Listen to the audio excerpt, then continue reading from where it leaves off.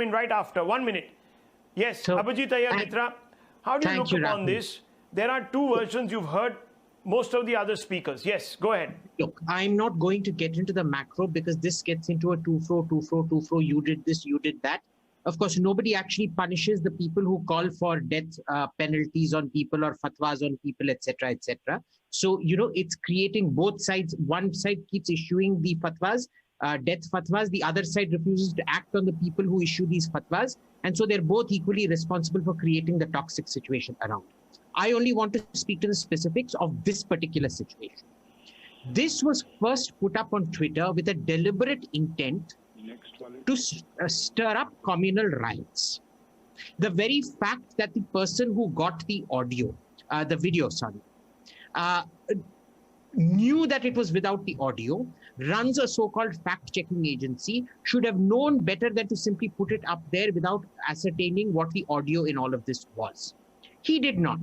Now, a normal person doing it is fine, but this person allegedly runs some kind of alleged fact-checking agency. Number one. Number two, even when the police and everyone have come out and clarified the facts that this was a mixed mob that attacked the poor old man, Twitter has still not labeled it misleading content and taken down all the posts, which they're very quick to do under normal circumstances. All right. Now, remember, this was the same Twitter that was encouraging the riots of 2020 when Trump was here, actively promoting and giving blue ticks to people that were encouraging the riots. These are all the same people, the same Twitter that was encouraging riots on January 26th in Delhi. And mind you, this is the same Twitter where this alleged fact-checking agency has a tie-up.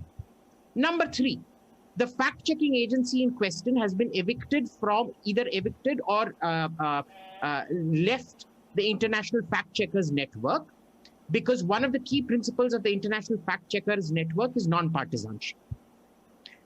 Now, either they got kicked out or they have left it, but the point is it is a non-certified fact-checking agency now, which in spite of Twitter's own charter, they are continuing a collaboration with them. Fourth, it was worded in a perfect way, which any fact checker should have been able to check, that the allegation of I was made to say Jai Shri Ram was not said at the same time that the beard cutting is depicted. What is depicted during the beard cutting is beard cutting and him being slapped.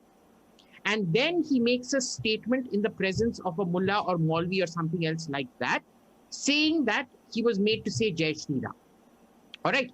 All of this should have triggered some kind of alarm bells in everyone involved in the chain of events.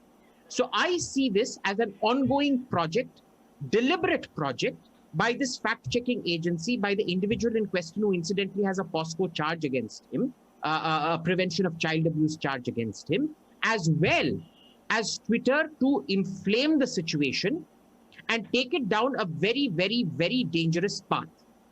Now, it's a pity that people are playing politics with this, because technically, this neither involves the BJP, nor does it involve the SP or things. It involves some two-bit, third-rate marginal players on Twitter who aren't even... So I really don't know why Mr. Asaduddin Owaisi saw it fit to get involved in this, or why anyone else sought to get involved in this. But this is the joke that happens in this country in the name of law and order. Mind you, none of the people in this, the fellow pushing the fake news, the fellow tweeting communally inflammation tweets will ever be punished. So there will be absolutely no stick. It will act as an encouragement for this to be repeated over and over and over again till somebody goes and burns a train. Okay, well, let me tell you, FIRs have been filed by the Yogi government against Twitter, which is a departure, very, very unprecedented departure from the norm. Remember, Twitter till now had basically been indemnified against any action for carrying material on its platform. Viewers, till now, but we are being told on good authority that an FIR has been filed against Twitter and also 8 other individuals. Abhijit Iyer Mitra has referred to some individuals. He has not named them, and that is well and good, because those individuals are not here to represent themselves. So I am not going to at any point in time here goad him into naming anybody, because we don't want to get into that. But I want to come down also part of this debate. Yes, Shahzad Poonawalla, go ahead. Rahul, first of all, we all condemn the beating of this 72-year-old. It's an act of criminality. But can an act of criminality be converted into an act of communality? And this is the real problem. Why inject Jai Shri Ram? Why bring in the siyasat of communalism to make it a Hindu-Muslim issue when none exists? Now, let me give you certain examples. This is not the first time, Rahul, and I've got news reports. Please don't interrupt. Tell the viewers these panelists not to interrupt me. You remember the church attack case? Here is Rupa Subramaniam, no friend of the BJP or Modi government. She comes out and she puts out, details it as to how the entire church attack narrative came to be false. Now I'll show you another incident. Chandoli. It was again said there was a communal spin in it. It turned out that there was no communal spin in it. Then in Gurugram, the claim was made that a Muslim man's topi was thrown. When they saw the CCTV footage, it was not true. Then I'll show you another incident of Kanpur. Here is the Kanpur, and these are all news reports. Kanpur के अंदर जय श्री राम के बोलने पर पीटने की कहानी गुरुग्राम की तरह झूठी साबित हुई. News 18 India. This is their report. There are several instances, at least 17 odd instances, where these people have alleged that Jai Shri Ram or communal angle was the reason, and then it turned out to be only a law and order issue.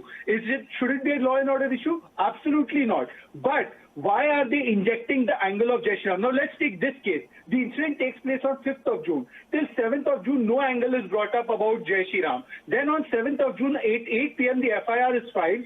The FIR has the names of Muslims and Hindus, but the lobby puts out a muted video where you can't hear whether Jai Shri Ram was the reason or not, and they only push or peddle one name, that is of Parvesh Gujjar. Why haven't they highlighted all the tweets that have been put out by this ecosystem? Only highlight the name of one Hindu person beating up this Muslim person, whereas they knew that Adil and Arif were also involved. Why was this selective cherry picking done? And this is the toolkit on which they operate. Whenever elections are close, they make it a Hindu-Muslim issue for vote bank politics. Then they do award wapsi. It has happened in 2015. It happened in 2016. The Junaid case of Ballabgarh. You remember that entire case? It was a dispute over a seat which was given a Hindu-Muslim angle. And when the same killings take place in Rajasthan, when Dalits are lynched, no word is said.